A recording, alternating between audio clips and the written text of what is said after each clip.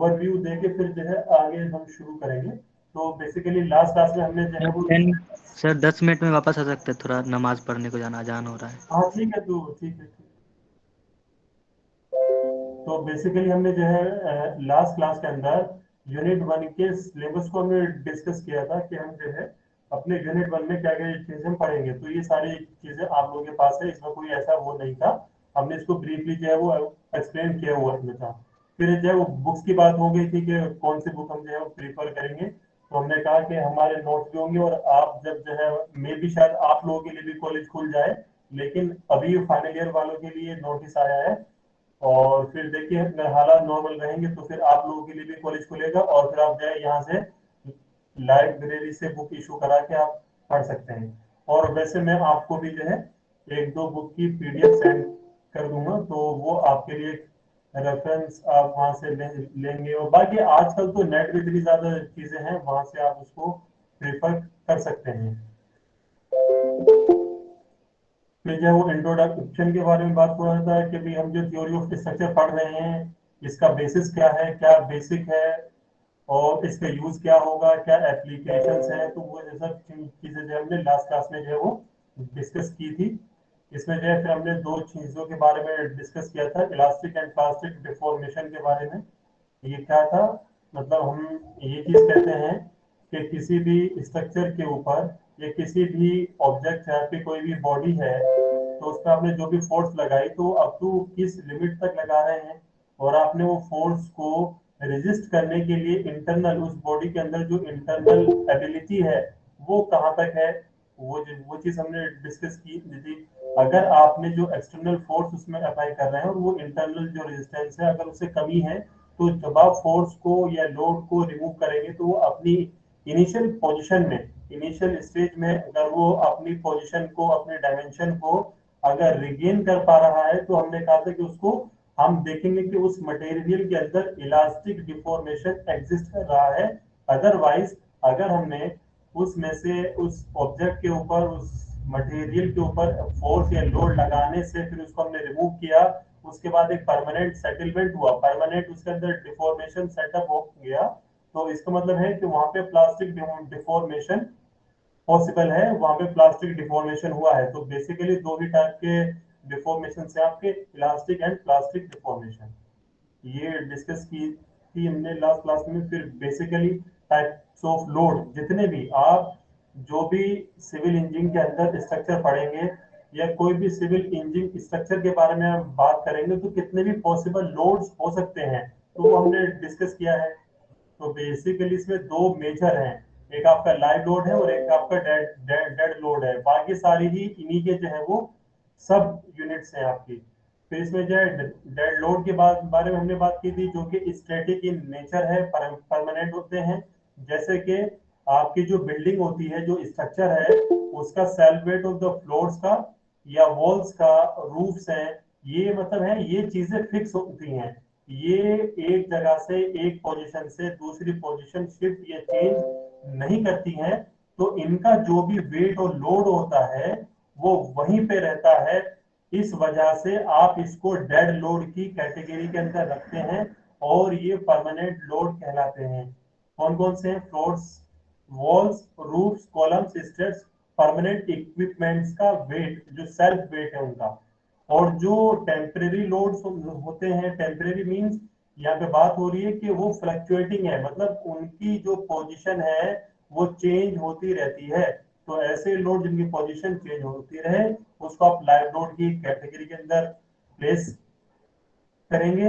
जैसे कि जो भी वेट ऑफ द प्यूपल है, प्यूपिल जो है वो आएंगे जाएंगे कर रहेंगे फिर बाहर चले जाएंगे, तो उनका जो है वो मूवेबल ऑब्जेक्ट्स हैं, तो उनका जो वेट होगा वो आपका लाइव लोड की कैटेगरी के अंदर आएगा। फर्नीचर्स हैं, अप्लायंसेस हैं, ऑटोमोबाइल्स हैं, एंड सो ऑन, ये सारी चीजें होंगी। इसके अलावा आप जो है वो देखेंगे कि आपका जो विंड लोड है, स्नो लोड्स हैं, अर्थक्वेक लोड्स हैं और अदर लोड्स हैं। अब ये समझ में एक क्वेश्चन यहाँ पे ये अराइज होता है, क्या हम इन सभी लोड को कंसिडर करेंगे या कुछ लोड को कंसिडर करेंगे? तो ये डिपेंड करता है कि आप किस तरह की कैलकुलेशन कर रहे हैं, आपका पर्पस क्या है। कि किस लोड को कंसिडर करें। तो बेसिकली सारे लोड को एक साथ कंसिडर नहीं करते हैं। जो भी आप, जैसे आप आगे आरसीसी में या दूसरे और सब्जेक्ट्स पढ़ेंगे तो वहां पे जो डिजाइन कंसिडरेशंस हैं, तो उन डिजाइन कंसिडरेशन के बेसिस पे आपको वहां पे जो मेजर लोड्स हैं जिनका कंट्रीब्यूशन ज्यादा होता है, आप उन्हीं लोड को कंसिडर करेंगे। ठीक है। तो बेसिकली ये टाइप्स ऑफ लोड्स के बारे में हमने डिस्कस किया है। फिर बेसिकली दो टाइप की ऑब्जेक्ट्स होती हैं, बॉडीज हैं आपकी। First one is the rigid body and second one is the deformable bodies. Rigid body को आप इस तरीके से डिफाइन करते हैं कि एक ऐसी ऑब्जेक्ट आप मान लीजिए, और उसके अंदर आपने कोई भी अप्लाइड लोड या फोर्स लगाई और 2 पॉइंट्स आपने मार्क किए, और उन दो पॉइंट के बीच में जो डिस्टेंस है, due to the application of load या फोर्स की वजह से उनकी पोजीशन जो है वो चेंज नहीं हुई। It means there is no load influence on this object. मतलब क्या हुआ कि उस ऑब्जेक्ट के ऊपर आपने लोड तो लगाया, लेकिन उस लोड की वजह से जो 2 पॉइंट आपने मार्क किए उनकी जो पोजीशन है वो फिक्स रही, वो चेंज नहीं हुई। It means the said body is rigid body, and practically there is no rigid body.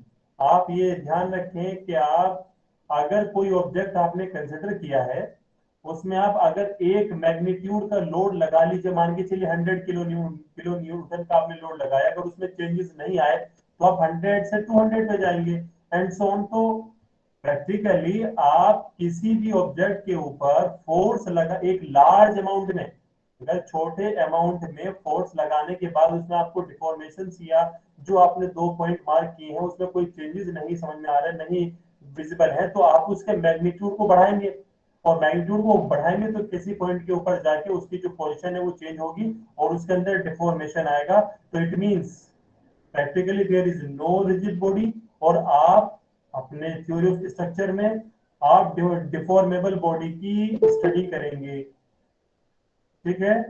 Yes sir. Yes sir. ठीक है। और फिर हमने जो है लास्ट क्लास में इन 4 पॉइंट्स के बारे में डिस्कस किया था कि आप जो सिविल इंजीनियरिंग पढ़ेंगे उसमें सिविल इंजीनियरिंग के अंदर आपको जैसे आरसीसी है, स्टील है, सोयल मैकेनिक्स है एंड सो ऑन, और भी सब्जेक्ट्स हैं, तो वहां पे जो डिजाइन सब्जेक्ट्स हैं जहां पे आपको डिजाइन करना है, चाहे वो आपको अपनी रूफ जो है वो डिजाइन करनी है, स्लैब डिजाइन करनी है, या कॉलम को या फुटिंग को, इन सभी जहां पे डिजाइन कंसिडरेशन की बात आती है तो वहां पे आपको किन बातों का ध्यान रखना है। और as a civil engineer in 4 points के बारे में आपको पता होना चाहिए और ये याद रहना चाहिए। Utility, safety, economy and aesthetic. मतलब क्या है इनका? यूटिलिटी का मतलब क्या है? उपयोगी। जी बिल्कुल। यूटिलिटी का मतलब ये है कि आपने जो स्ट्रक्चर बनाया है, जिस पर्पस के लिए बनाया है वो अपने पर्पस को फुलफिल करे, परफॉर्मेंस रिक्वायरमेंट को फुलफिल करे, यस वो सर। यूटिलिटी। सेफ्टी का मतलब क्या है? सर आप, लोड, जी, जो लोड है वो सेफली हो। सेफली ट्रांसफर हो, कैरी करे सर, बिल्कुल कैरी करे। सेफली। जी बिल्कुल बिल्कुल। आपने जो पर्टिकुलर स्ट्रक्चर या बिल्डिंग या जो भी मॉल या कोई भी चीज आपने जो कंस्ट्रक्ट की है, तो आपने पहले डिजाइन किया होगा, कैलकुलेशन की होगी, उसके बेसिस पे फिर आपने उसको कंस्ट्रक्ट किया होगा। तो बेसिकली जितने लोड के लिए आपने उस स्ट्रक्चर को कंस्ट्रक्ट किया है, वो स्ट्रक्चर उतना load safely without any failure वो कैरी करे, दैट इज सेफ्टी रिक्वायरमेंट है आपकी। और इकोनॉमी, इकोनॉमी का मतलब क्या है? कॉस्ट ज्यादा नहीं लगना चाहिए बिल्कुल, कॉस्ट इकोनॉमिकली। ज्यादा नहीं लगना चाहिए। और कॉस्ट ज्यादा नहीं लगना चाहिए इसका मतलब क्या है? इसका मतलब ये है, मान के चलिए कि आपको जो कॉलम और जो स्लैब्स और जो रूफ्स की जो डायमेंशन है, आप देखेंगे जो डायमेंशन है वो एज पर बीआईएस कोड ही होने चाहिए। जो ब्यूरो ऑफ इंडियन स्टैंडर्ड में जो मेंशन है, आप देखेंगे और भी आगे फर्दर पढ़ेंगे कि कई तरह के इंडियन स्टैंडर्ड कोड्स होते हैं, जिसके बेसिस के ऊपर आप जो है अपने स्ट्रक्चरल कंपोनेंट्स जो हैं उनकी डायमेंशनिंग करते हैं आप, कि इस स्ट्रक्चर के अंदर इतने साइज का कॉलम होने चाहिए, इतने साइज की स्लैब होनी चाहिए, इतनी साइज का जो है बीम होना चाहिए, मिनिमम है। तो अगर ये कहे कोई कि नहीं मैं तो इसकी इतनी डायमेंशन कर दूंगा, तो डायमेंशन ज्यादा करने से क्या क्या होगा, बताएं मुझे। कॉस्ट, ठीक है, नंबर वन कॉस्ट इंक्रीज होगी, नंबर टू, मटेरियल ज्यादा लगेगा सर, ठीक है, और टाइम भी ज्यादा लगेगा सर। टाइम भी ज्यादा लगेगा, सही है, और कुछ इसमें कुछ और आप सोच रहे हैं, क्या कुछ और पॉसिबिलिटी है इसमें?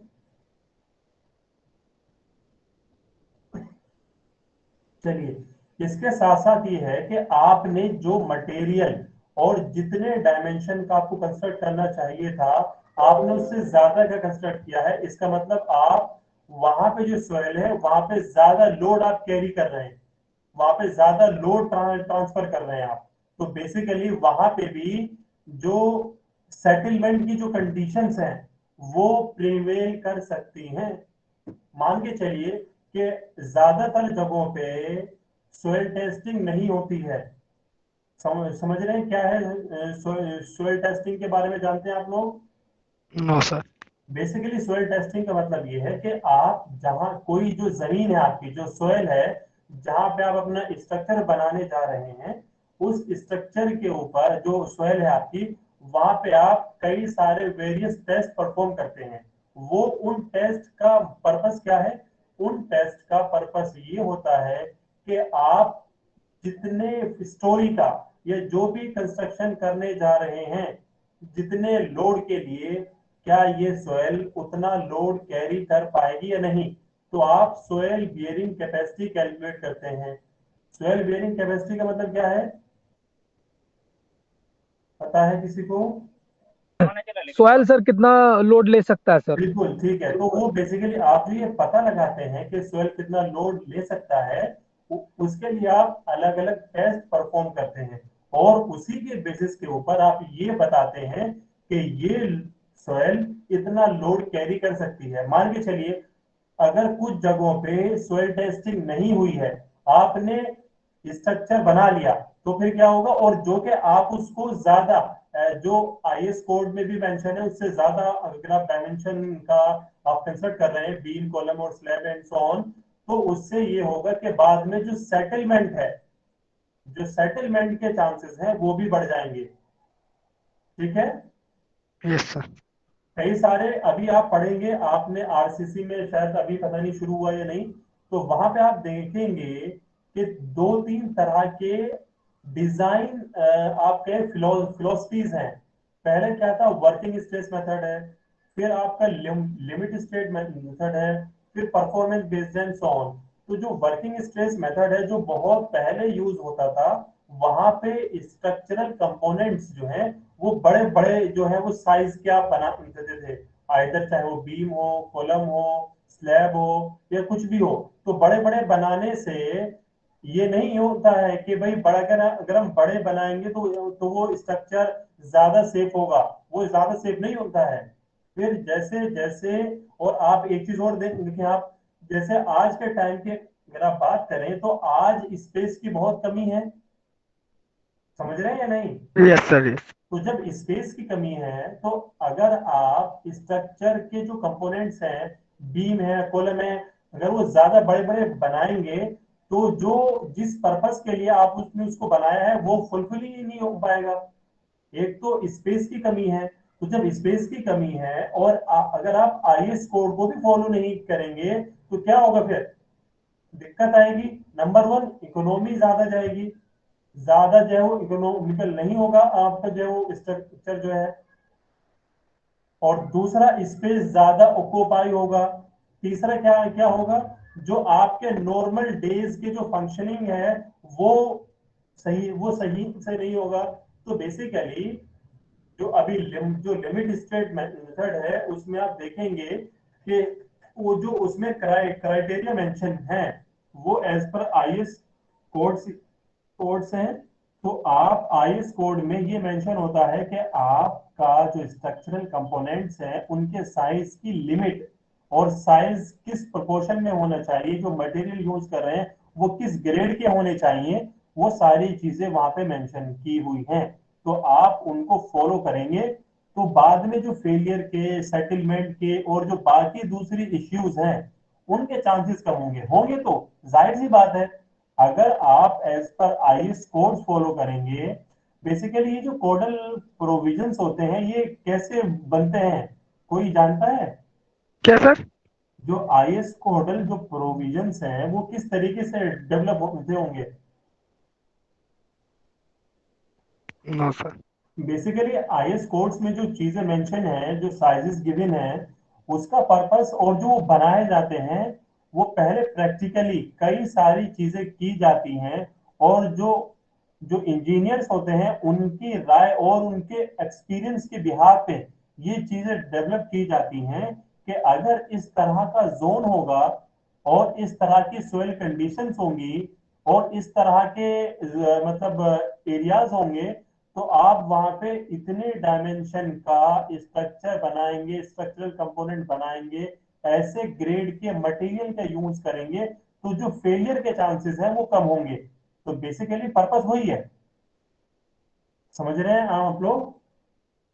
Yes sir. तो बेसिकली जी सर। आप जो भी चीज जी सर। कंस्ट्रक्ट करेंगे वो एज पर आईएस कोड्स ही हो। तो यहाँ पे वही चीज मेंशन की हुई है आपको, utility, safety, economy and aesthetic. Aesthetic का मतलब क्या है, जो आप स्ट्रक्चर बनाएंगे उसका जो अपीयरेंस होगा वो भी गुड होना चाहिए। तो यस बेसिकली सर। 4 टर्म्स के बारे में हमने लास्ट क्लास में डिस्कस की थी।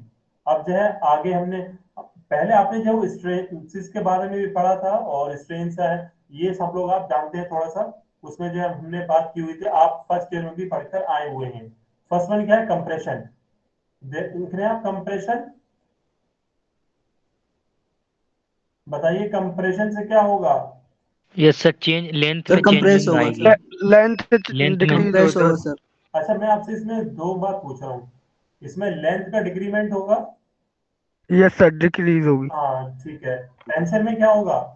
सर लेंथ का लेंथ में इंक्रीमेंट होगा। इंक्रीमेंट होगा। लेंथ का इंक्रीमेंट इंक्रीमेंट होगा सर। लॉन्गिट्यूडनल दोनों को इसलिए कहा था सर। ओके बिल्कुल ठीक है आपने। शेयर में क्या होगा, शेयर?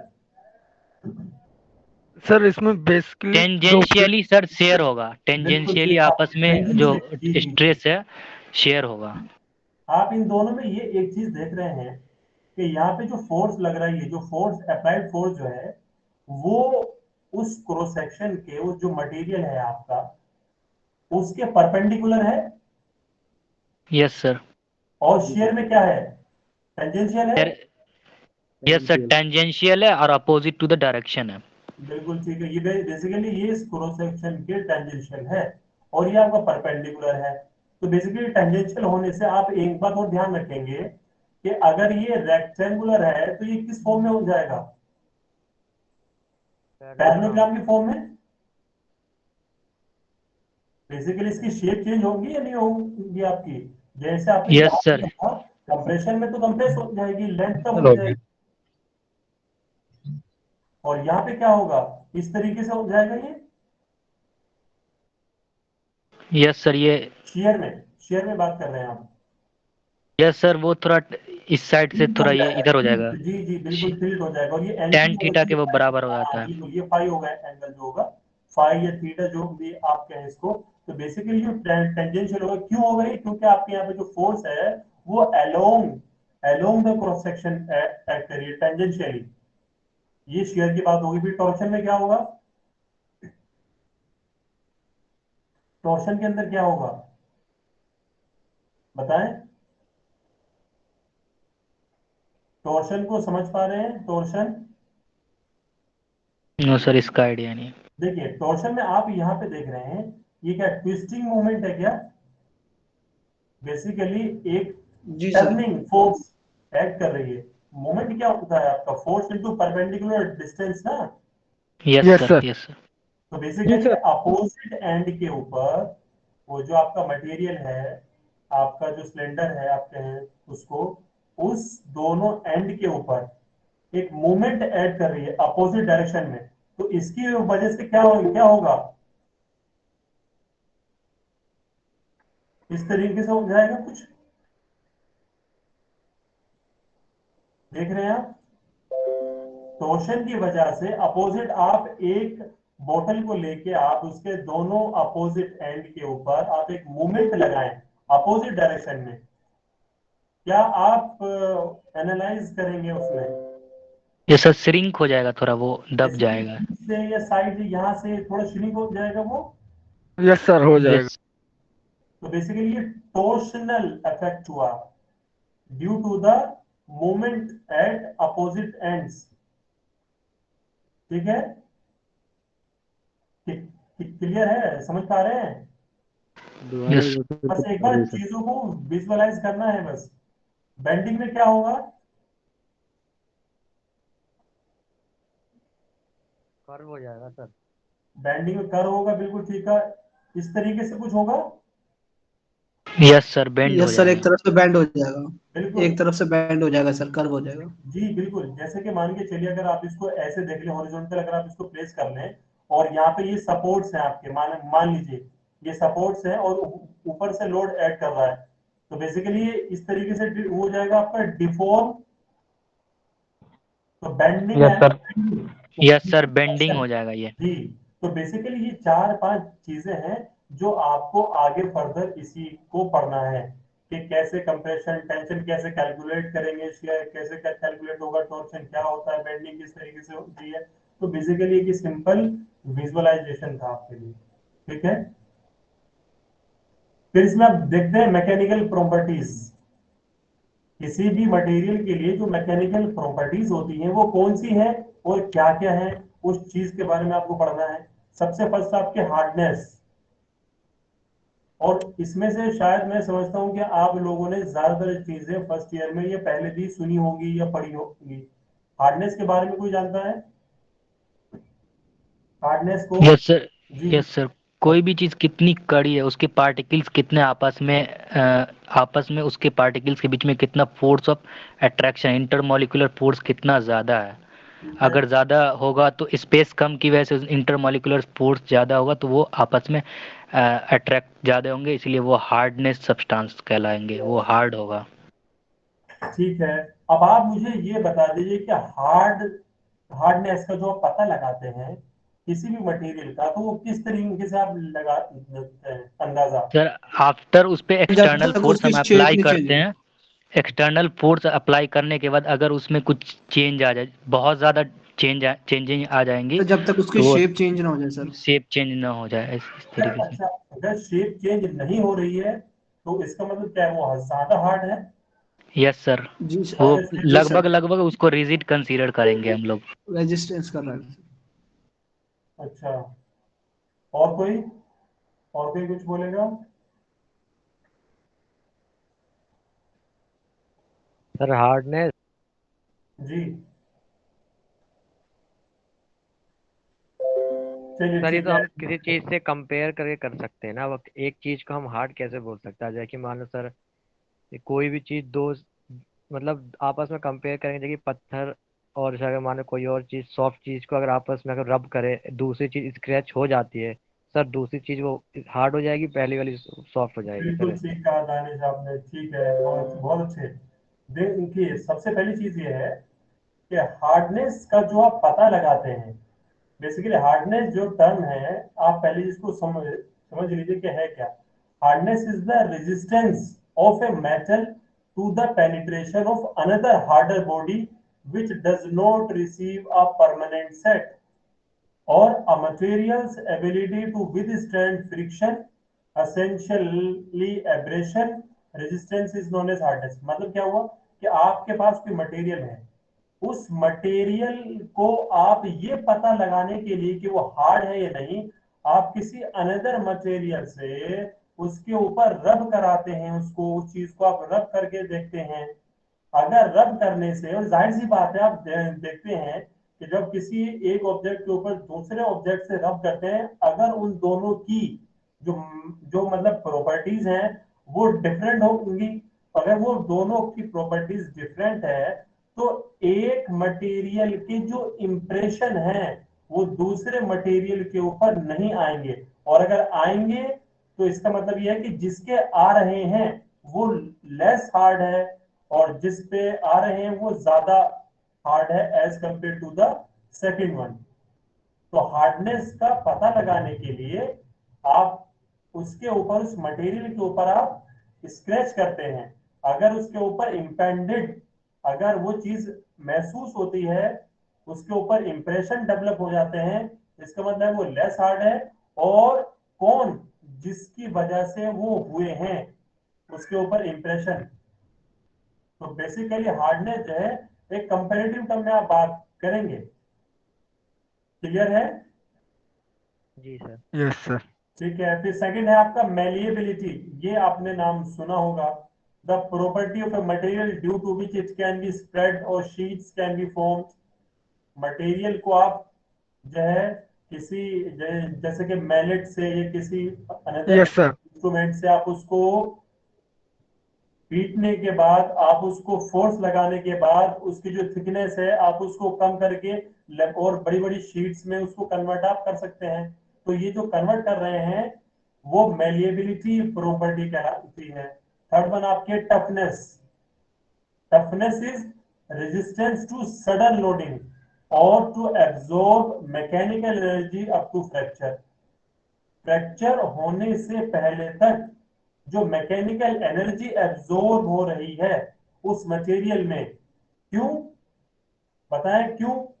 जाहिर सी बात है, जब किसी मटेरियल को कोई फोर्स एक्सर्ट करेंगे तो उसके अंदर जो इंटरनल रेजिस्टेंस है वो आपको जो है उस फोर्स को अपोज करेगा, और एक पॉइंट के बाद वो स्ट्रक्चर या वो चीज आपकी फेल हो जाएगी।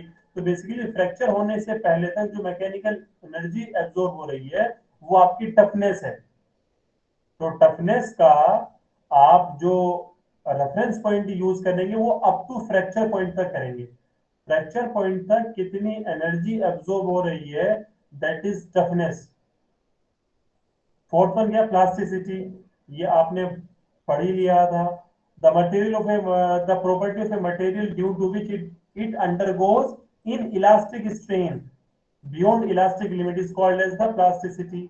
जहां पे ऐसा मटेरियल जिसके अंदर परमानेंट स्ट्रेन सेटअप हो जाए।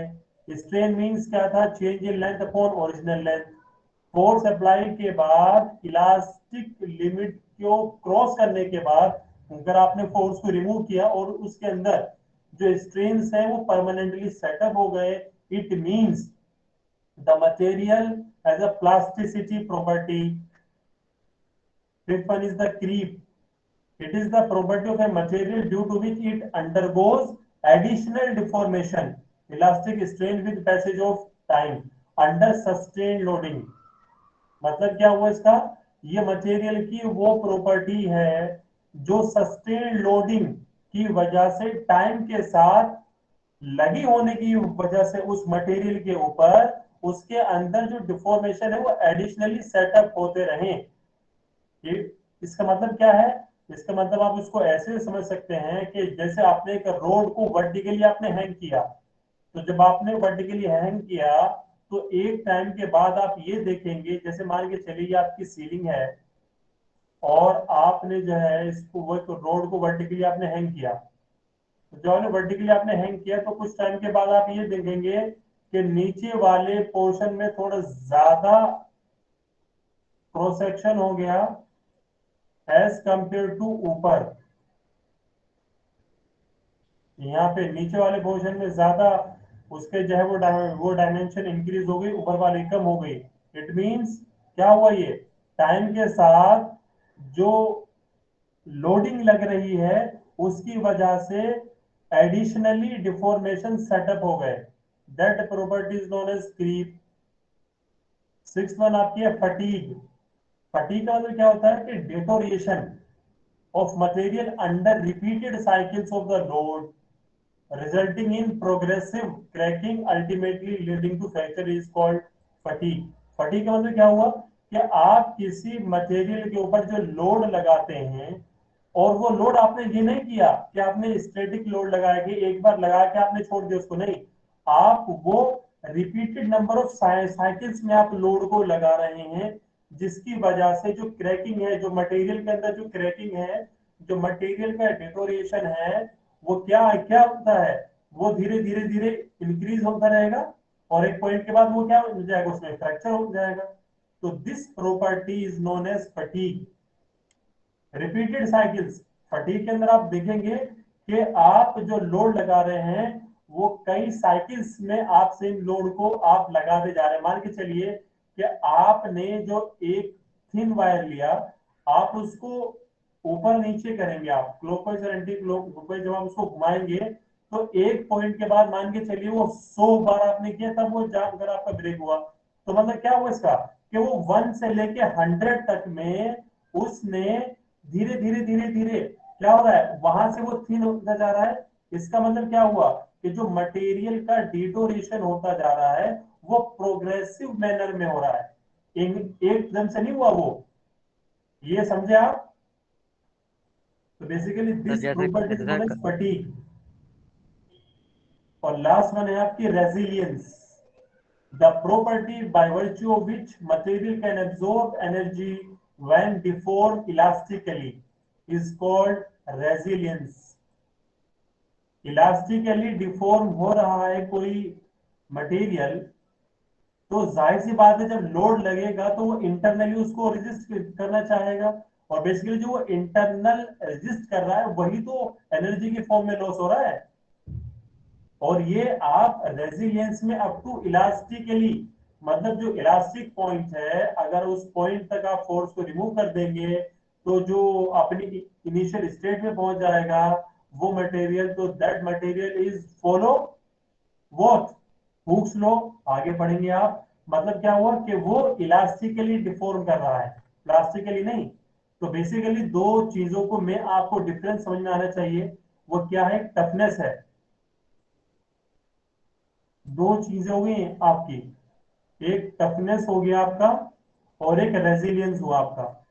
दोनों में डिफरेंस क्या है, दोनों के अंदर ही एनर्जी को आप एब्जॉर्ब कर रहे हैं, लेकिन दोनों में डिफरेंस ये है कि टफनेस के अंदर आप अप टू फ्रैक्चर पॉइंट तक एनर्जी को एब्जॉर्ब कर रहे हैं, उसकी बात करेंगे आप। और रेजिलियंस के अंदर आप टू इलास्टिक पॉइंट तक, जहां तक आप फोर्स को रिमूव करने के बाद वो मटेरियल अपनी ओरिजिनल शेप एंड साइज में पहुंच जाए, उसी पॉइंट तक आप जो मटेरियल के अंदर एनर्जी एब्जॉर्ब कर रहे हैं वो material, that property is known as resilience. तो इन दोनों में हो सकता है कि आप पे कोई ऐसा क्वेश्चन पूछा जाए जो ग्राफिकली आपको बताया जाए। मैं अभी आगे उस तरह के क्वेश्चंस भी जो है आपको दूंगा।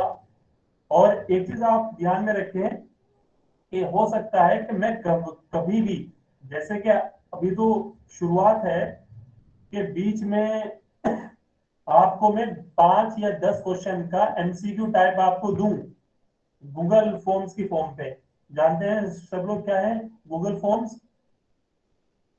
जी सर। जी आपको सर। Yes sir. जी, आपको एमसीक्यू टाइप 10 क्वेश्चंस देंगे और उसमें जो है 10 मिनट के टाइम देंगे, तो उसको फिर आपको सोल्व करना होगा। उससे ये होगा कि आप जो जो चीज पढ़ते जा रहे हैं कितनी समझ पा रहे हैं, कितनी नहीं समझ पा रहे हैं, कहाँ पे कमी है, तो वो भी धीरे धीरे जो है हम उस चीज को कवर अप करने की कोशिश करेंगे। तो मैं बेसिकली ये जो डिफरेंस समझाने का मतलब है, इसका मतलब ये है कि आपको उस पॉइंट को हर एक पॉइंट ऑफ व्यू से देखना है। अभी जो हम इस ग्राफ के बारे में बाद में बात होगी, स्ट्रेस की बात पहले ही हो चुकी है, आप जानते हैं the internal force resisting the deformation per unit area. Basically pressure और स्ट्रेस में डिफरेंस क्या था, यहाँ पे इंटरनल फोर्स है और वहां पे था external force, basically force upon area. तो बेसिकली ये स्ट्रेस हुआ। तो मैथमेटिकली स्ट्रेस सिग्मा से आप इसको डिनोट करते हैं। सिंबल कई सारे हो सकते हैं, कहीं पे एफ भी होता है, कहीं पे सिग्मा है, तो ज्यादातर हमने तो जो है सिग्मा से यूज किया है। तो वो internal resisting force upon area. और डायमेंशनल फॉर्मूला जो है वो होता है, फोर्स का क्या होता है, mlt-2 upon yes sir. Square. तो ये हो जाएगा L-1 T-2। और जो एसआई यूनिट है वो क्या देती है, फोर्स की, न्यूटन। और न्यूटन पर मीटर स्क्वायर। बिल्कुल, और इसी को आप पास्कल बोलते हैं आप। बेसिकली ये इस यस सर। यूनिट के बारे में बात होगी आपकी। इसके अंदर जो अनदर यूनिट्स हैं ये आप देखें, ठीक है। 2 मिनट का मैं टाइम टाइम दे रहा हूँ, इसको आप देखें।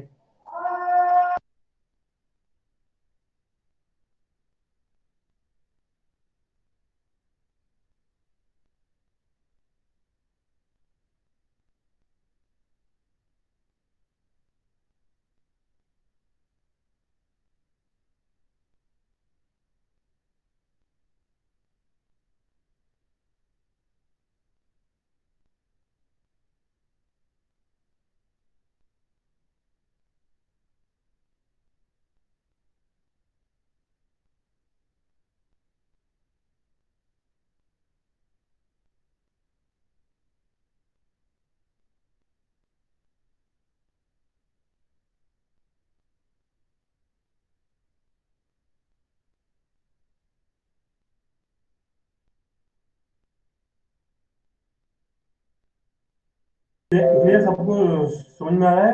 कहीं कहीं पे कोई दिक्कत है इसमें? No sir. समझाइए एक बार। अच्छा, इसमें अच्छा ठीक है, वन ठीक है। देखिए, अभी हमने बात की कि पास्कल जो है आप इसको न्यूटन पर मीटर स्क्वायर भी आप इसको बोलते हैं, ठीक है। तो पास्कल मतलब हुआ 1 न्यूटन पर मीटर स्क्वायर। तो 1 न्यूटन पर मीटर स्क्वायर को आप जो है 1 metre is equal to 100 centimetre. इसमें कोई दिक्कत है? No sir. 1 metre is equal to 100 centimetre. और basically 1 metre square is equal to क्या होगा आपका? 100 × 100 मतलब 10⁴ सेंटीमीटर स्क्वायर। Yes sir. हाँ, तो बेसिकली ये हुआ आपका 1 × 10⁴ न्यूटन पर सेंटीमीटर स्क्वायर। और किलो पास्कल मतलब क्या हुआ? सर ये 1 kilo pascal is to hello sir. 1000 pascal. Sir ये माइनस में नहीं जी होगी 10 की पावर? जी।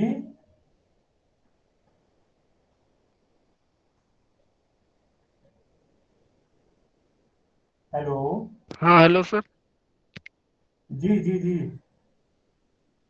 ये 10 की पावर -4 नहीं होगी? ये चीज ये यहाँ यस पर, सर। हाँ बिल्कुल ठीक कह रहे हैं। समझ रहे हैं क्यों क्यों होगा ये? सर 1 × 10⁻⁹ अपॉन में है ना, मीटर स्क्वायर अपॉन में है। बिल्कुल बिल्कुल सही कहा आपने, ठीक है। One one into 10⁻⁻⁴ newton per centimetre square. और 1 kilo pascal is equal to what 1000 pascal. और 1000 पास्कल मीन्स बताएं, 1000 न्यूटन पर मीटर स्क्वायर। Yes sir. और 1 मेगा पास्कल मीन्स 10⁻⁶ पास्कल। समझ में आ रहा है? यस सर, डिवाइड हो जाएगा वो। जी। और आप फिर मीटर को मिलीमीटर में जब आप कन्वर्ट करेंगे तो 1 metre equals to 1000 millimetre. Yes sir. तो बेसिकली वो हो जाएगा आपका, और 1 metre square is equal to 1000 × 1000 means 10⁻⁶ millimetre square. तो यहां से ये चीज कैंसिल होके 1 newton per millimetre square is equal to 1 mega pascal. तो आप कहीं पे देखते हैं बुक के अंदर कि एमपीए लिखा होता है, और आप उसको न्यूटन पर मिलीमीटर स्क्वायर भी कंसिडर करते हैं, क्योंकि दोनों बातें सिमिलर हैं। तो 1 MPa is equal to 1 newton per millimetre square. और ये गीगा पास्कल है। बेसिकली यहाँ पे ये जो बताने का पर्पस है ये है कि आप हर यूनिट से अवेयर हो जाएं, किसी में भी क्वेश्चन में जो है वो मेंशन हो सकता है। तो गीगा मींस 10⁹ पास्कल होता है आपका जो है। तो उसी तरीके से फिर आप इसको एमपीए में चेंज, ये चेंज हो जाएगा नहीं, क्योंकि 1 × 10⁹ होगा, इसको हो जाएगा 10⁶ को आप क्या बोलते हैं, mega pascal. Yes yes sir. Sir. तो बेसिकली ये यहाँ पे कितना रहा आपका, 10⁻³ रहा आपका। डिवाइड हो गया। तो आप बोल सकते हैं basically Newton per millimetre square. Basically ये सारी यूनिट्स हैं, आप इसमें कन्वर्जन आपको समझ आना चाहिए, कोई दिक्कत नहीं होनी चाहिए आपको। एमकेएस के अंदर जो है स्ट्रेस की यूनिट होती है किलोग्राम फोर्स पर मीटर स्क्वायर। स्ट्रेस की unit in MKS system, kilogram force पर मीटर स्क्वायर। आप बेसिकली बात करते हैं टाइप्स ऑफ स्ट्रेस की, वो आपने पहले देख लिया है, जो टेंजेंशियली, नॉर्मली, जो अभी हमने ऊपर बात की थी, तो वही सब चीजें हैं। The stress develop in a body depends upon how the external forces are applied over it. मतलब उस स्ट्रक्चर के ऊपर, उस मटेरियल के ऊपर जो एक्सटर्नल फोर्स है वो किस तरीके से अप्लाई हो रही है, उसी के बेसिस पे आप जो है स्ट्रेस को डिफाइन करते हैं और उसके जो नाम है उससे उसको सजेस्ट करते हैं। तो on this basis there are two types of stresses. First one is the normal और direct stress, second one is the tangential और शियर स्ट्रेस। सर रिपीट कर देना एक बार, जी एक बार रिपीट कर देना सर। हाँ, बेसिकली यहाँ पे ये हम कह रहे हैं कि जो स्ट्रेसेस की हम टाइप्स की बात कर रहे हैं, तो बेसिकली ये टाइप्स की जो बात कर रहे हैं वो बात होगी कि जो एक्सटर्नल फोर्स उस मटेरियल के ऊपर अप्लाई हो रही है उसका नेचर किस तरीके से है, वो मटेरियल के ऊपर अलोंग या परपेंडिकुलरली अप्लाई हो रही है, उसके बेसिस के ऊपर आपने स्ट्रेस को डेराइव किया है। आपने स्ट्रेस की दो टाइप्स कहा है, number one is the normal और डायरेक्ट स्ट्रेस, और second one is the tangential और शियर स्ट्रेस। अब यस हमने सर। बात की डायरेक्ट और नॉर्मल स्ट्रेस के अंदर भी दो चीजें होंगी, टेंसाइल और कंप्रेसिव। या तो कंप्रेस होगी या फिर एक्सटेंड होगा, टेंसाइल होगी। जो डायरेक्ट स्ट्रेस है आपका, तो intensity of the resisting force perpendicular normal to the section is called the normal stress. Tensile और कंप्रेसिव, तो टेंसाइल स्ट्रेस से क्या होगा, the stress induced in a body when subjected to to equal and opposite forces pulls, as a result of which there is an increase in length is known as the tensile stress। Yes sir, increase हो जाए। हाँ बिल्कुल। Compressive में क्या होगा, the stress induced in a body when subjected to to equal and opposite forces pushes, as a result of which there is a decrease in length of the body is known as the compressive stress। अगर increment हो रहा है तो tensile, और अगर decrement हो रहा है, डिक्रीज हो रही है लेंथ, तो कंप्रेसिव। कंप्रेसिव। जैसे कि यहाँ से आप इसको इजीली समझ सकते हैं। आप ये दो इक्वल एंड अपोजिट फोर्सेस हैं और आपने इसको यहां से कट कर लिया है। आपको इंटरनल फोर्सेस को देखने के लिए वहां से उस मटेरियल को, उस ऑब्जेक्ट को कट करना पड़ेगा, तब आप इंटरनल फोर्सेस को विजुअलाइज कर पाएंगे। तो आपने यहां से जब इस मटेरियल को कट किया तो आपने देखा कि ये जो इंटरनल फोर्सेस हैं, अगर आप इतने पोर्शन को छोड़ दें, आप लेफ्ट वाले को कंसिडर करें ओनली, तो लेफ्ट वाले में इंटरनल फोर्स का जो जो एक्सटर्नल फोर्स है वो कहां पे लग रही है, परपेंडिकुलर और यस सर। डायरेक्शन में। अपोजिट। Yes sir. जी, आउटवर्ड मतलब बाहर की तरफ। Yes sir, yes sir. जी, तो आप जब आपने इस मटेरियल को यहाँ से कट किया, क्यों कट किया, इंटरनल फोर्स को देखने के लिए, इंटरनल फोर्स को विजुअलाइज करने के लिए। तो आपने देखा क्या कि यहाँ पे उस फोर्स का मैग्नीट्यूड कैसा है, direction, magnitude opposite in direction. Opposite in direction basically. तो बेसिकली इंटरनल फोर्सेस की जो डायरेक्शन होगी वो अप्लाइड फोर्स या एक्सटर्नल फोर्स के अपोजिट होगी। क्लियर है। Yes sir. तो बेसिकली ये टेंसाइल फोर्स, ये स्ट्रेस की बात होगी। यहाँ पे आप कंप्रेसिव की बात करेंगे, तो कंप्रेसिव की बात करेंगे तो ये ऐसे है, तो ये ऐसे होगा। टुवर्ड एक दूसरे की तरफ होगी। जी बिल्कुल बिल्कुल। फिर आप शेयर स्ट्रेस की बात करेंगे। आप शेयर स्ट्रेस में क्या क्या होगा, the stress induced in a body when subjected to to equal and opposite forces which are acting tangentially across the resisting section, as a result of which the body tends to shear off across the section। जैसे मान के चलिए ये आपने दो plates ली और आपने yes इसको सर। क्या किया, रिवेटेड। ये एक दूसरे के ऊपर जी रिवर्स। जी जी बिल्कुल। और आपने दो इक्वल एंड अपोजिट फोर्स लगाई, पी मैग्नीट्यूड की, तो क्या होगा इससे, ये स्लाइड कर गई। आप देखें, yes sir, yes sir. Tangentially slide होंगी। बिल्कुल।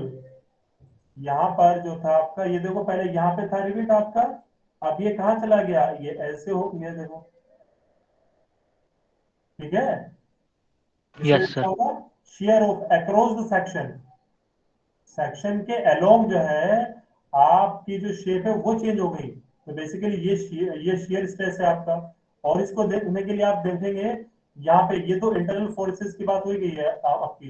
ये क्या, अगर जैसे ये आपका ये सिलेंड्रिकल फॉर्म में था, अगर आपका ये बीम की फॉर्म में हो, आई आई शेप की फॉर्म में हो, तो यहाँ पर आप देखेंगे कि इसके अंदर क्या होगा, हाफ पोर्शन में टेंसाइल और हाफ पोर्शन में क्या होगा, कंप्रेसिव होगा। ये कब लग रहा है मैग्नेट, ये वाला, ये क्या है सिंबल, ये सिंबल किस चीज का है, मोमेंट का। ये मोमेंट। बिल्कुल, बेसिकली मोमेंट लग रहा है इक्वल। टर्निंग हो रहा है ना सर, जी, टर्निंग हो रहा है इस वजह से हाँ, मूवमेंट। मोमेंट लग रहा है, तो मोमेंट की वजह से क्या होगा, वो बेंड होगा, वो होगा ना, ट्विस्ट होगा आपका जो है। तो यहाँ पे आप देख रहे हैं, तो जाहिर सी बात है, आप इसको ऐसे सोचें, पहले ये ऐसे रहा होगा, और जब आपने मोमेंट लगाया इसको, तो ये जो ऊपर वाला है ये कुछ इस तरीके से हुआ होगा, ऐसे कुछ, और ये कुछ ऐसे हुआ होगा, नीचे वाला ऐसे। Yes sir. तो जो ये वाली ऊपर वाली लेंथ है ये क्या हुई होगी, कम, और नीचे वाली जो लेंथ है ये वाली क्या हुई होगी, ज्यादा। इसका मतलब ऊपर यस। क्या होगा, कंप्रेसिव होगा, और नीचे वाले क्या होगा, टेंसाइल होगा। क्लियर है। टेंसाइल होगा सर। जी बिल्कुल, ये देखिए आप, जी सर। कंप्रेसिव हो रही है, टेंसाइल ऊपर कंप्रेसिव होगा, नीचे टेंसाइल होगा। या ये आपका जो शेयर फोर्स का है, जो मटेरियल आपने लिया वहां पे ऊपर आपने जो फोर्स लगाई उसको विजुअलाइज करने के लिए आप यहां से आप कट करेंगे, और उसके लेंथ के अलोंग आप देखेंगे कि जो शेयर फोर्स का जो इंटरनल शेयर फोर्सेस हैं वो अपोजिट डायरेक्शन में लेंगी। और यहाँ पे आप देखेंगे, यहाँ पे बेसिकली ये दो डिनोट की हुई हैं, डायरेक्ट और जो टेंसाइल स्ट्रेसेस को यहाँ पे आप सही से समझ पाएंगे। देखो यहाँ पे तो परपेंडिकुलर आपने लगाया tensile along perpendicular to the length. और अगर आपने ये देखो, और ये सेक्शन कट करने का भी एक तरीका है, अगर आपने सेक्शन को परपेंडिकुलर कट किया और सेक्शन को आपने इंक्लाइन कट किया, ये दो कट लगाया आपने, अगर आपने इंक्लाइन कट किया तो इंक्लाइन कट करने पे आपके पास दोनों स्ट्रेसेस आएंगे, टेंसाइल भी आएगा और कंप्रेसिव भी आएगा। ताऊ क्या है आपका, शेयर स्ट्रेस है, और सिग्मा क्या है आपका, perpendicular normal stress, direct stress है आपका। ठीक है। Yes sir. अब ये आपका टू डी फिगर के अंदर है और ये आपका थ्री डी फिगर के अंदर है। टू डी और थ्री डी फिगर के अंदर जो स्ट्रेसेस डेवलप होंगे ये उसकी डायरेक्शन को ये सिग्निफाई कर रहा है। जैसे कि आप देख रहे हैं, ये आपका जो सेक्शन है ये एक्स और वाई डायरेक्शन में है आपका, टू डी, एक्स और वाई। Yes sir. अगर मैं इस फेस की बात करूं, इस फेस के अंदर दो फोर्स होंगी, दो स्ट्रेस होंगे, परपेंडिकुलर और अलोंग टेंजेंशियल। जो यस। परपेंडिकुलर होगा ये सिग्मा वाई होगा, क्योंकि ये वाई डायरेक्शन में है, तो सिग्मा वाई हुआ। और ये जो शेयर स्ट्रेस है ये किस डायरेक्शन में है, एक्स डायरेक्शन डायरेक्शन में। में सर। एक्स डायरेक्शन में है, लेकिन फेस कौन सा है, वाई वाला है। हॉरिजॉन्टली। तो बेसिकली ये क्या हो जाएगा, टाउ वाई एक्स। पहले आप क्या देखेंगे, किस फेस में है, डायरेक्शन कौन सी है, और फिर किस एक्सिस के अलोंग है। यहां पे क्या हो रहा है देखो, ये कौन सा एक्सिस है, एक्स एक्सिस है तो सिग्मा एक्स होगा। और ये कौन सा प्लेन है आपका, बेसिकली प्लेन तो एक्स वाई है ना, लेकिन ये यस सर। कौन से एक्सिस की बात कर रहे हैं, एक्स किस डायरेक्शन में जा रहा है, वाई में, बाई। एक्स वाई हुआ आपका। क्लियर है। सर नहीं समझे, फिर से बताइएगा। क्या क्या नहीं समझे आप, बताएं मुझे। सर ये एक्स वाई का मत यहाँ पे। हाउ वाला देखो, सबसे सिंपल चीज, अगर आपको वो चीज समझ में नहीं आ रही तो आप ऐसे देखें कि आप इसको ऐसे समझें कि, एक मिनट रुको, नॉर्मल में तो कोई दिक्कत नहीं है, ये चीज बिल्कुल सिंपल है। टाउ वाला क्या, ये एक्सिस देखो, ये वाई वाला एक्सिस है और ये यस एक्स सर। वाला एक्सिस है, ठीक है। Yes sir. तो आपका जो टाउ है, शेयर स्ट्रेस है, आपके किस एक्सिस में है, वाई वाले में है, और किसके अलोंग है, एक्स के अलोंग है। तो बेसिकली जिस एक्सिस में है और जिसके अलोंग है, तो जिसमें है वो पहले आएगा, और जिसके अलोंग है, जिस डायरेक्शन में जा रहा है, वो बाद में आएगा। सिंपल सी चीज है, टाउ वाई एक्स। और आप यहाँ पे देखेंगे इसको, देखो यहाँ पे 3D में आप और अच्छे से आपकी समझ में आएगा। 3D मतलब 3 एक्सिस होंगे, एक्स वाई और जेड। Yes sir. तो बेसिकली ये क्या होगा, डायरेक्ट नॉर्मल स्पेस होगा। Yes sir. बताओ, इसको जो इन्होंने लिया है, आप इसको ऐसे समझें। और अभी आप लोगों के पास अभी है, अभी नहीं अभी, लेकिन फिर भी हम जो है इसको आप ऐसे समझ सकते हैं, इधर इन्होंने एक्स लिया है, ये ऊपर जेड लिया है, और ये वाई लिया है। कहीं भी आप इसको ले सकते हैं, म्यूचुअली परपेंडिकुलर ये तीनों एक्सिस जो है आपके, ठीक है ना। तो आप बस एक फेस को आप समझो, ये वाले देखो, ये वाला फेस दिखाई दे रहा है आपको। यस टॉप वाले की, तो टॉप वाले में जो सिग्मा जेड है, इसमें किसी को कोई दिक्कत है, क्योंकि ये उसी एक्सिस के अलोंग है, जेड के। तो बेसिकली ये क्या हुआ, नॉर्मल स्ट्रेस हुआ सिग्मा जेड। क्लियर है, बोलो। Yes sir clear. ये कौन सा प्लेन है, जेड प्लेन है ना ये। Yes sir Z plane. आप इधर देखिए, आप किस, अब आप बात करें इस डायरेक्शन में, तो इस डायरेक्शन में कौन सा एक्सिस है, एक्स वाला है। एक्स एक्स तो बेसिकली क्या हो जाएगा, टाउ जेड जेड एक्स हो जाएगा ये। इधर कौन से वाला है, वाई वाला है, तो ये क्या हो जाएगा, टाउ जेड जेड वाई हो जाएगा। सिंपल, क्लियर हुई बात। जी सर। Yes sir. तो बेसिकली ये 2D फिगर हो गई, और ये 3D फिगर। ये बात हम कर क्या रहे हैं, ये हम विजुअलाइज कर रहे हैं डायरेक्ट और शेयर स्ट्रेस को इन 2D और 3D फिगर के अंदर।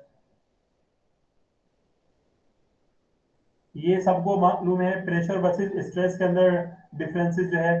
प्रेशर जो है वो एक्सटर्नल क्वांटिटी है, स्ट्रेस आपकी इंटरनल क्वांटिटी है। प्रेशर आपकी स्केलर है, स्ट्रेस आपकी टेंसर क्वांटिटी है आपकी। और pressure can be measured, pressure को आप जो है मेजर्ड करते हैं in terms of the force per unit area से आप। और स्ट्रेस को आप जो है इसको मेजर नहीं करते हैं आप। Hello sir. जी, सर टेंसर क्वांटिटी क्या होती आपने स्केलर और वेक्टर क्वांटिटी के बारे में सुना है, क्या है, है? Yes sir yes sir. क्या है, आप बताएंगे। सर इसके स्केलर में ओनली मैग्नीट्यूड होता है। स्केलर के अंदर क्या होता है, ओनली मैग्नीट्यूड। ठीक है। और वेक्टर में मैग्नीट्यूड और डायरेक्शन दोनों होते हैं। मैग्नीट्यूड एंड डायरेक्शन दोनों होते हैं, ठीक है, बिल्कुल सही कहा। आपने जो है एग्जांपल देंगे कोई, जैसे डिस्टेंस या डिस्प्लेसमेंट। ये डिस्प्लेसमेंट सर वेक्टर है, डिस्टेंस सर स्केलर है। बिल्कुल ठीक कहा आपने। अब बस जो टेंसर क्वांटिटी है, वो आप इसको समझ लिए सिंपल, कि वो वेक्टर क्वांटिटी का एक और एक्सटेंशन है। एक और एक्सटेंशन का मतलब क्या हुआ, कि उसके अंदर मैग्नीट्यूड और डायरेक्शन के साथ साथ प्लेन भी होता है। क्या सर? दो डायरेक्शन है सर। सर मैं बताऊं। सर और प्लेन मतलब सरफेस सर। जी, प्लेन मतलब सरफेस, जैसे कि अभी हमने बात की ऊपर एक्स वाई, ये प्लेन है ना ये, जी सर समझ गए। एक तरह का सरफेस हुआ ना ये। आपने भी जो बात की शेयर स्ट्रेस की, तो वहां पे आपने देखा, और नॉर्मल स्ट्रेस भी जो होगा वो सिग्मा वाई वाई होगा या सिग्मा एक्स एक्स होगा। लेकिन जब आप शेयर स्ट्रेस की बात कर रहे हैं, तो बेसिकली वो एक्स वाई प्लेन है ना आपका। तो वहां पे आप देख रहे हैं कि उसका मैग्नीट्यूड भी है, डायरेक्शन भी है, और साथ में प्लेन भी है। तो अगर एक ऐसी क्वांटिटी जिसके अंदर मैग्नीट्यूड डायरेक्शन के साथ साथ अगर वो प्लेन में भी हो, प्लेन जहां पे वो एग्जिस्ट कर रही है, that quantity is known as tensor quantity. ठीक है, जैसे स्ट्रेस ओके सर। है।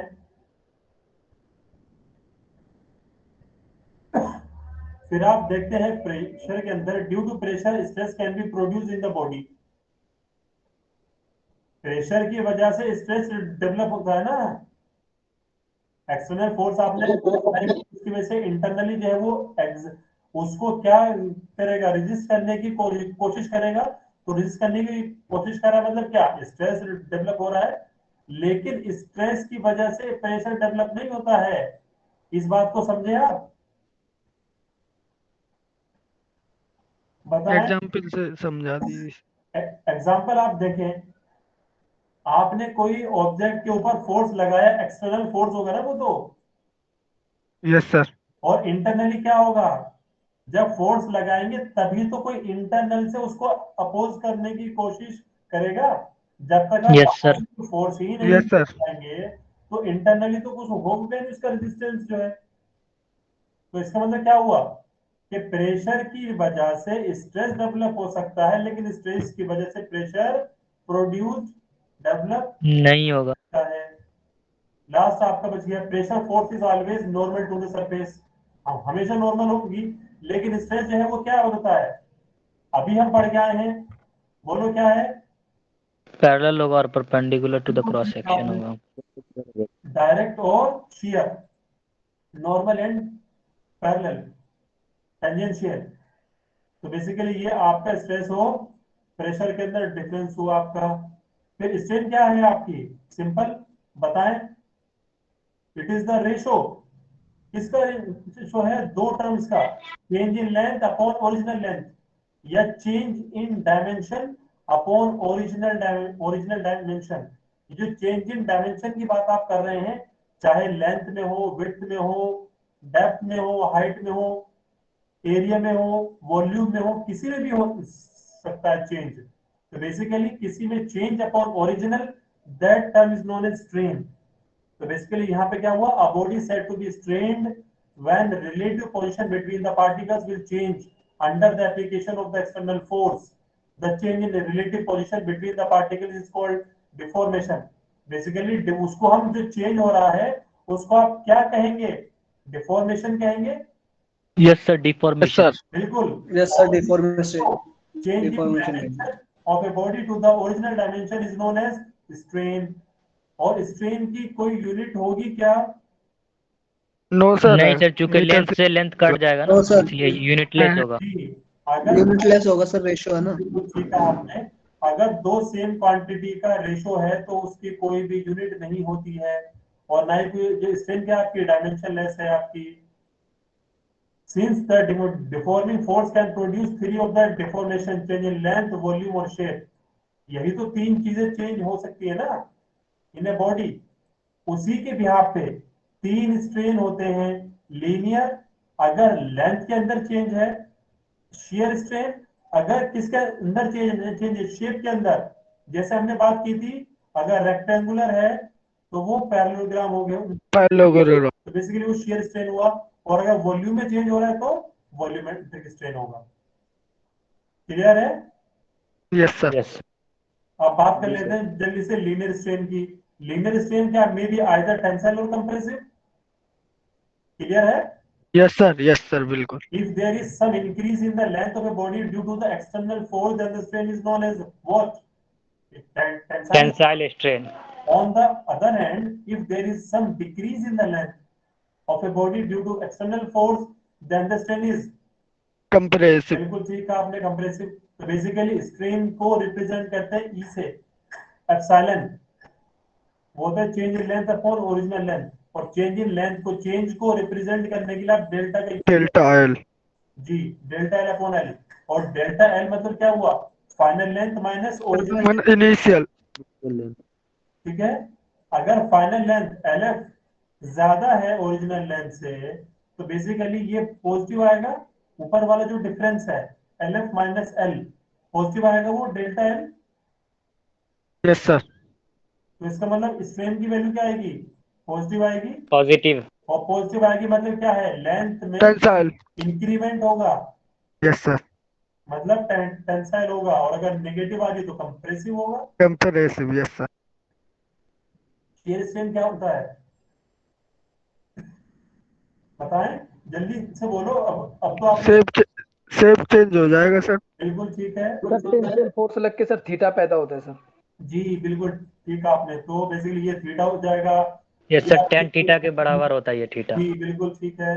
तो बेसिकली क्या हुआ, when the deforming force produces change in the shape of the body, it is measure of the angle through which a body is deformed by the application of the tangential force denoted by gamma, और shearing strength gamma is equal to 10 gamma, और इसको theta कहें कुछ भी कहें, delta x upon L, यही तो है।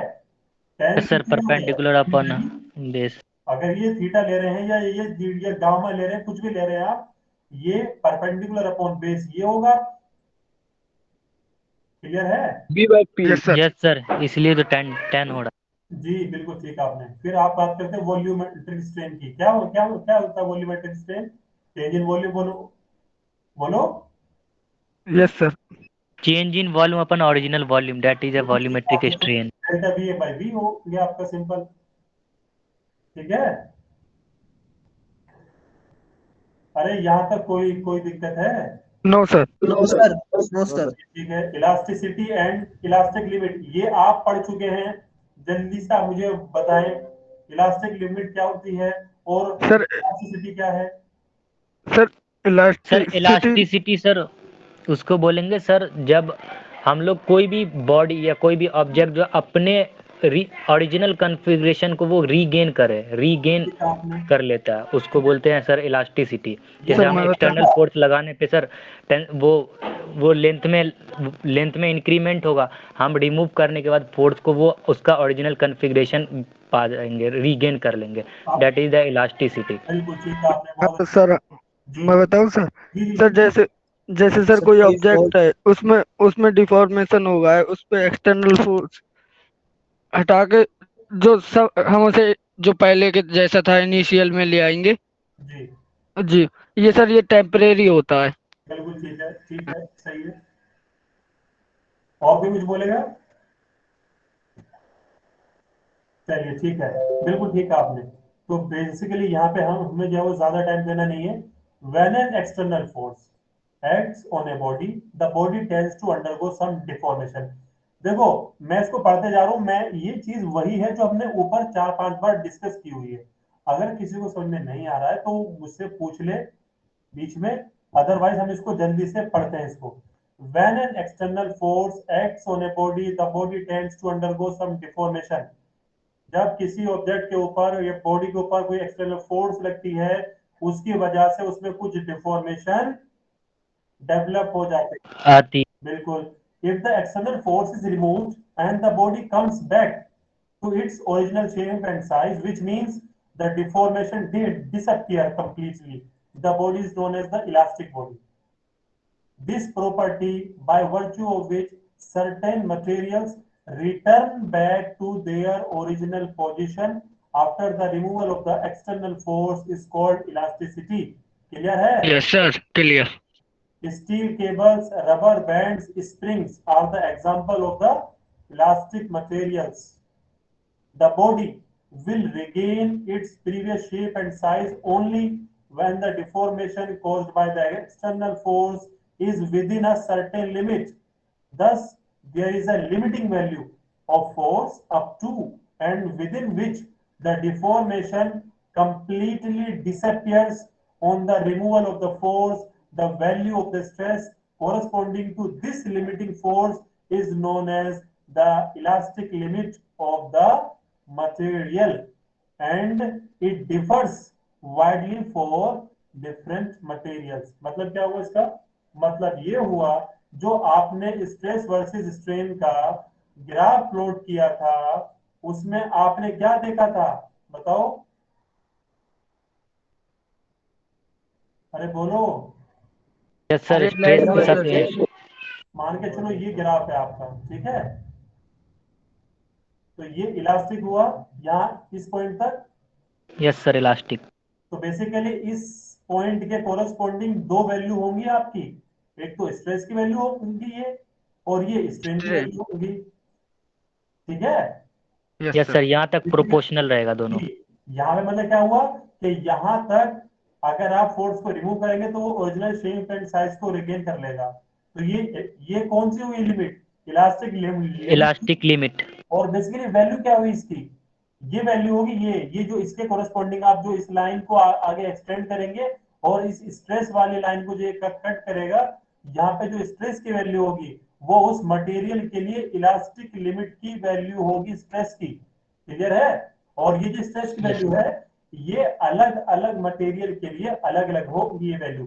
जैसे कि स्टील है तो कुछ और होगी, रबर है तो कुछ और है, आपकी कंक्रीट है तो कुछ और होगी, और उसमें भी फिर आपके जो है वो कई तरह के जो भी मटेरियल है, उन सब मटेरियल के केस में ये वैल्यू जो लिमिटिंग वैल्यू है, जो आपकी इलास्टिक लिमिट की वैल्यू है कोरिस्पॉन्डिंग टू स्ट्रेस, ये अलग अलग होगी आपकी।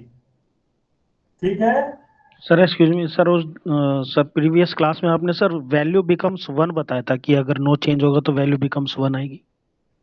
वो क्या था वो? कि स्ट्रेस और स्ट्रेन में कोई चेंज नहीं होगा उनके इसमें। नहीं, मतलब ये वहां पे जो हमने बात की थी वो किस रेफरेंस में बात की थी हमने? ये इलास्टिक डिफॉर्मेशन, इसी उसकी बात बता रहा हूँ सर। जी देखिए, अब हम जो वन की बात करें, वन का मतलब क्या है? आप देखिए, आप तीन पैरामीटर आप ले लें, a is equal to B by C. ठीक है? ठीक है सचिन? Yes sir. देखिए, अगर मैं इसको वन कह रहा हूं, मतलब इसको आप देखिए तीन ही पॉसिबिलिटी बनती हैं। अगर कोई एक पैरामीटर दो पैरामीटर पे डिपेंड कर रहा है उसके रेशो पे, तो तीन ही चीजें बनती यस हैं। सर। या तो उसकी वैल्यू इक्वल्स वन होगी, या ग्रेटर देन वन होगी, या लेस देन वन होगी। क्या इन तीनों के अलावा कुछ और हो सकता है क्या? नहीं नो सर। सर। बिल्कुल ठीक है आपने। वन का कब होगा? तब जितना चेंज, और इसको आप ऐसे बोल सकते हैं, देखिए हम बात कर रहे हैं वैल्यू चेंज में थोड़ा डिफरेंस है। चेंज का मतलब क्या हुआ कि मान के चलिए उनमें जो अगर पहले जो वैल्यू थी उनकी, मान के चलिए 2020 वैल्यू रही होगी, एक हम एग्जांपल की बात कर रहे हैं, तो हम कह रहे हैं कि उन दोनों में चेंज कोरस्पॉन्डिंग है। कोरस्पॉन्डिंग में क्या है? वो जितना एक पैरामीटर में चेंज होगा उतना ही दूसरे पैरामीटर में चेंज होगा। तो जी इसका सर। मतलब है कि जो चेंज का रेशो है वो वो सिमिलर है, सेम है, तो उसकी जो वैल्यूज है वो भी क्या होंगी आपकी? 1। वन होंगी। 1 आएगी। ठीक है सर। ठीक है ना? लेकिन यस वैल्यू के अंदर चेंज होना, प्रोपोर्शन एक अलग चीज है, और वैल्यू में चेंज होना हो सकता है कि जो बी है, जो ऊपर आपने स्ट्रेस लिया, नीचे स्ट्रेन लेंगे। अभी हम हुक्स लॉ के बारे में बात पढ़ेंगे, तो हुक्स लॉ के अंदर तीन पैरामीटर होते हैं। यंग्स मॉडुलस ऑफ इलास्टिसिटी है, और आपका स्ट्रेस है, और स्ट्रेन है। तो basically Young's modulus of elasticity is the ratio of the stress to strain. तो जो फिर आप वहां पे देखेंगे कि स्ट्रेस वर्सेस स्ट्रेन का अप टू इलास्टिक लिमिट तक जो ग्राफ है वो स्ट्रेट लाइन होता है, which signifies, which denotes the change in both the parameter is proportional. मतलब क्या हुआ कि जो जी सर। सिग्मा में होगा उतना ही चेंज स्ट्रेन में होगा, ये साइलेंट कह में होगा। सकते ये कह सकते हैं कि in terms of ratio the value becomes 1, यानी कि वैल्यू डिफरेंट हो सकती है बट इट इसमें अगर रेशियो उनका प्रोपोर्शनलिटी लेंगे तो वो 1 होगा। बिल्कुल, जी सर। प्रोपोर्शनलिटी की बात करेंगे तब तो वन होगा, लेकिन जो वैल्यू के पॉइंट ऑफ व्यू से देखेंगे, हो सकता है कि बी वैल्यू पहले 10 रही हो और सी, क्योंकि आप एक चीज हमेशा ध्यान में रखेंगे कि जो स्ट्रेन है वो चेंज को सिग्निफाई करेगा, और चेंज जो है वो बहुत ही मिनिमम होता है ना। जी सर। आप जी जैसे सर। मान के चलिए, अभी हम माइल्ड स्टील की बात करेंगे, तो स्टील में चेंज कितना होगा? बहुत ही कम होगा। लेकिन स्ट्रेस की जो वैल्यू है वो तो बहुत बड़ी होगी ना आपकी। मान के चलिए आपका 50 के, आप लीजिए 50 न्यूटन, आप मान लीजिए उसमें फोर्स आपने अप्लाई करी। ठीक है? उसका कोई जो जो भी area of the cross section रहेगा, तो वहां से आप जो उसकी स्ट्रेस की वैल्यू आप कैलकुलेट कर लेंगे। लेकिन 50 न्यूटन फोर्स अप्लाई करने से जो चेंज होगा उसके क्रॉस सेक्शन में, जो लेंथ में या साइज में या विड्थ में जो भी आप कहें, तो चेंज तो बहुत ही कम होगा ना उसमें। Yes sir. वो in the form of the, in the मतलब आपके 1 mm 2 mm और 3 mm में भी। ठीक है? तो आप रेशो की अगर बात करेंगे in the terms of the proportion, तो वो चेंज सिमिलर है। और चेंज में सिमिलर होना मींस दोनों पैरामीटर में जो है चेंजेस सिमिलर होना, मतलब क्या? वन सिग्निफाई कर रहे हैं दोनों यस सर। प्रोपोर्शनल है। जी सर। आ गया सर। ठीक है, थैंक तो आज जो है वो इतना ही रखे यहाँ तक। Yes sir. आज आज के अभी तक हमने जो डिस्कस किया, कोई किसी को डाउट है यहाँ तक?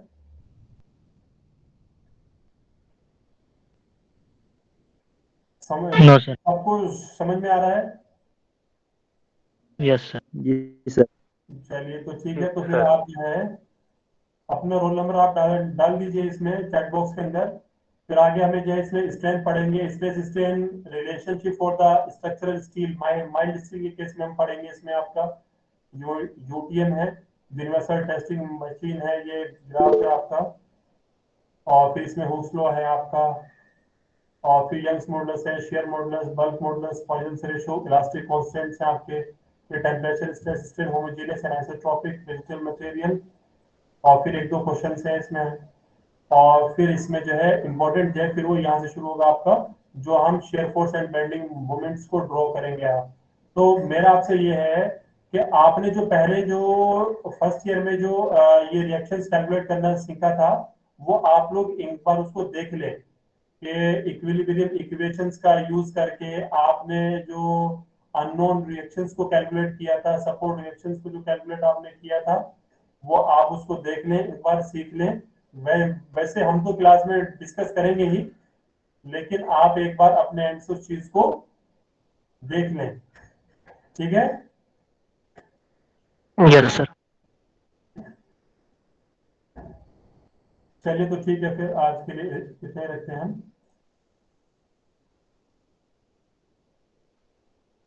तो अब तो सभी टीचर्स की क्लासेज जो है हो रही हैं, या अभी भी कोई जो है क्लास शुरू नहीं हुई है अभी? सब हो रही है सब। लगभग स्टार्ट सब हो गई है सर, स्टार्ट। लगभग स्टार्ट है बस। चलिए तो ठीक है, बहुत अच्छे से सबक जो है आप लोग पढ़िए। सर ठीक है खुलने का सर। कुछ बता सकते हैं? जी, खुलने मतलब कब तक खुलेगा सर अभी तो रीओपन का? देखिए 15 मार्च से अभी जो फाइनल ईयर के स्टूडेंट्स हैं उन लोगों के लिए डिस्कशन चल रहा है। और जब उनके खुलेंगे, फिर वो जब स्टूडेंट्स आएंगे, फिर कॉलेज शुरू होगा, तो किस तरीके से होगा, फिर कोई दिक्कत तो नहीं है, या जो अभी केसेस हैं वो कम होते जा रहे हैं, मे बी फर्दर किस तरीके की सिचुएशन होगी, तो ये सारे भी क्वेश्चन ऐसे ही हैं, इमेजनरी हैं सब। तो अगर उन फाइनल ईयर के स्टूडेंट से आने से चीजें ठीक है, कोई दिक्कत नहीं है, सारी चीजें मैनेज हो रही हैं, क्योंकि अभी हॉस्टल भी नहीं खुले हैं ना अभी, तो जो बच्चे हॉस्टल में रह रहे थे तो वो भी एक मसला है, वो भी फिर बाहर रहेंगे। तो उम्मीद है कि सबके लिए कॉलेज खुलेगा, लेकिन कब खुलेगा आप लोगों के लिए ये अभी कोई श्योरिटी नहीं है। एएमयू हो रहा है सर ओपन। जी, एएमयू क्या? 15 मार्च से सबका। हाँ नहीं, वहां देखिए दिल्ली के अंदर डीटीयू जो कॉलेज है वहां भी, वो भी खुल गया है, बाकी और दूसरे कॉलेज भी खुल गए हैं। लेकिन अभी देखो, आप लोग बस दुआ करें और जो है हालात ठीक ठाक हो, तो आप लोग जो इंशाल्लाह है कॉलेज ईद खुले। ईद के बाद तो खुल ही जाएगा इंशाल्लाह। हाँ देखो, उम्मीद तो है। उम्मीद तो यही है कि मार्च में जो है, जब जो फाइनल ईयर के स्टूडेंट्स आएंगे 15 मार्च के बाद, फिर अगर हालात ठीक रहेंगे तो खुल जाएगा आप लोगों का भी।